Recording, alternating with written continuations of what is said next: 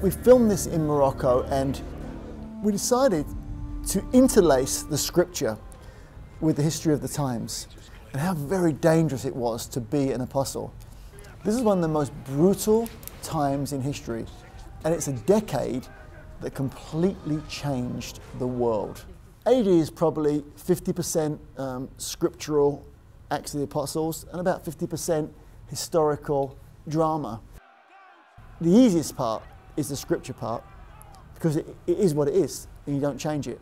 And then you weave in what was going on. If you think about the crucifixion and entombing of Jesus, leading to his resurrection, the authorities, the temple authorities, the Romans under Pilate, they didn't think he resurrected. They assumed it was a hoax.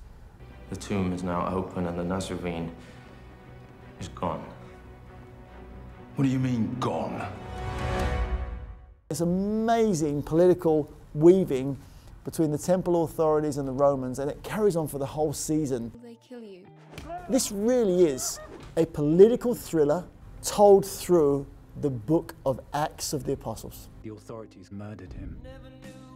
Making anything around the Bible is a massive responsibility, and that's why we've carefully used theological advisors and church advisors and Jewish advisors. Jesus was Jewish. All the apostles, until Paul, or including Paul, were Jewish. And so there weren't Romans, Jews, and Christians.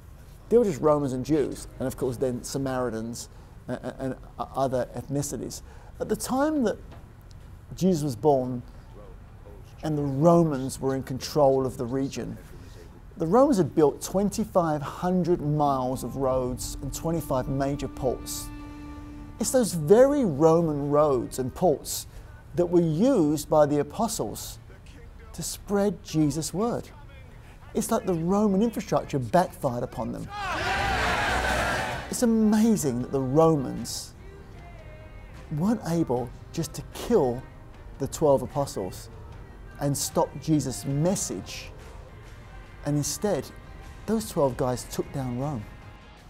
You know, it's interesting having made the Bible an AD and you see the persecution going on in the early church.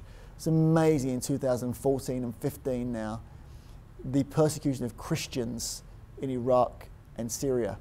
We put together a cradle fund where we would try to help get these displaced Christians through the winter at least. We have managed through our fund to help 72,000 Christians get through the harsh Syrian winter.